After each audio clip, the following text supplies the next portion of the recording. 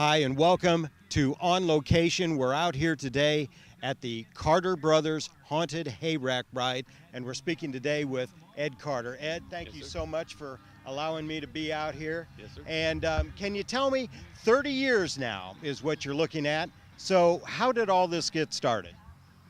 Well, just right back over behind us, about 30 years ago, we had a group of Girl Scouts that was up here just for a regular party. We didn't have the haunted hay rides then. And so I brought my horse up here to scare the far out of these young girls, and I ended up running to the side of one of the wagons, flew over the top of the wagons, hit the ground, and I just thought, well, this would be a good gag. I just got to figure out an easier way of doing it. So that's where it all started, and then next year we set up a few gags to come up beside the wagons, and we first started going through an old cow barn that they just people refused to get out of the wagons to go through the cow barn. And so the next year we rigged it up so we just drive through the cow barn with them in the wagons. And that's kind of where it started with our buildings and our hallways and everything. We go through several buildings, but that's kind of where it all started, just kind of the accident type. Okay, and how many people does it take to put this event on? Oh, it just depends on how many characters we got. Usually in the neighborhood of, we try to have about 16 different events out there, but now we've animated a lot of them where they're operated by automatic eyes, air valves, and controls, electrical, 12-volt, propane, and so we've kind of cut it back to about 6 or 8 people really that take to operate everything, other than the drivers. You know, me and my boys, we kind of run everything. So, well, it's quite an operation. When do you get started putting this together? Usually around the end of August.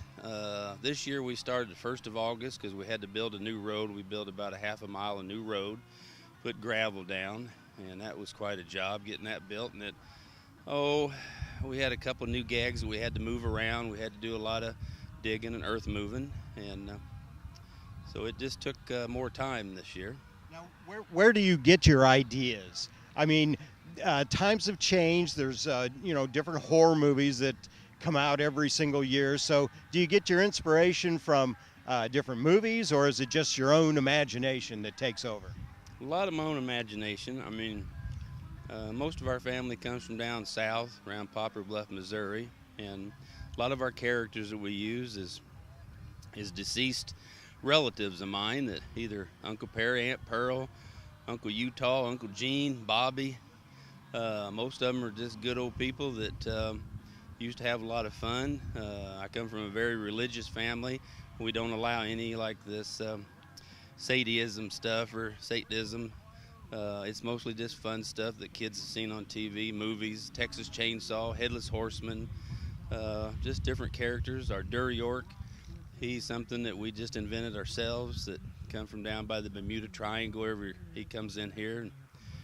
And just different characters that we just use our own imagination, set them up, and we just kind of create things as we go along, and then we narrate as we go down the trail. The drivers do the talking, we set people up, and you can take people's imagination and just kind of run with it sometimes. I mean, there's been times that over the years that if I was to tell the people that there was a pink elephant flying through the woods down there by the river bottoms, when we get back up here, they'd swear that they seen a pink elephant down in the river bottoms. And so it just, if you create the right atmosphere, throw through things out there for them that they don't recognize, you can go anywhere with it.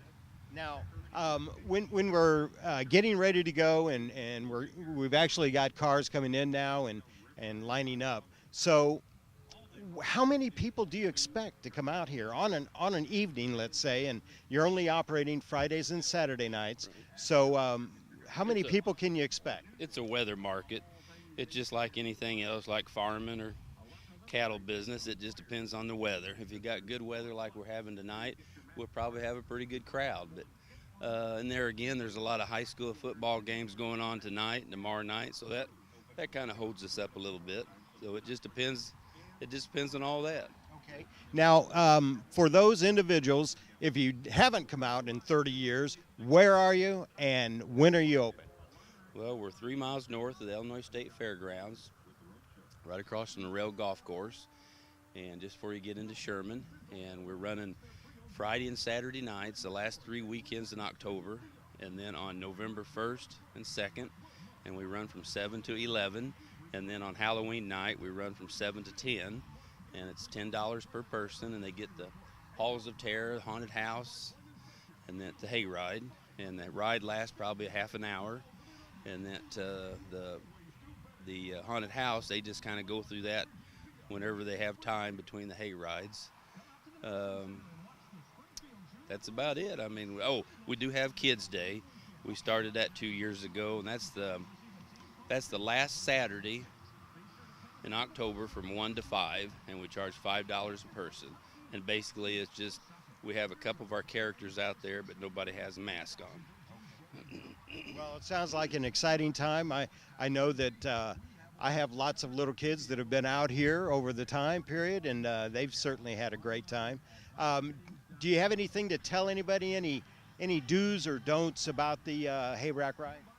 Well, we have two ladies that load everybody on over here, and as they get on, we give them instructions, and they're not allowed to stand up in the wagons or throw anything out of the wagons, or their arms or legs. You know, they got to stay sitting down in the wagons. That's the safety zone, and that's one thing that we don't allow. We don't allow anybody to get in the wagons, and that way it's kind of a family thing. We get all ages that come out. We have one handicap wagon where we get a lot of wheelchair, where they roll up in the back. We fold the tailgate down, they slide in, and but no, it's kind of set up. Over the years, we kind of get as many laughs and giggles as we get screams. I mean, we most of our scenes, we stage little theater scenes at each place, you know, kind of give them something. Like this year, our drive-in theater, we got Aunt Pearl down there, and she's collecting tickets, and she's not real happy when we run past her down there, you know, because we got a wagon load of people that hasn't paid, and so she might take her shotgun at us. You know, you can't never tell about Aunt Pearl.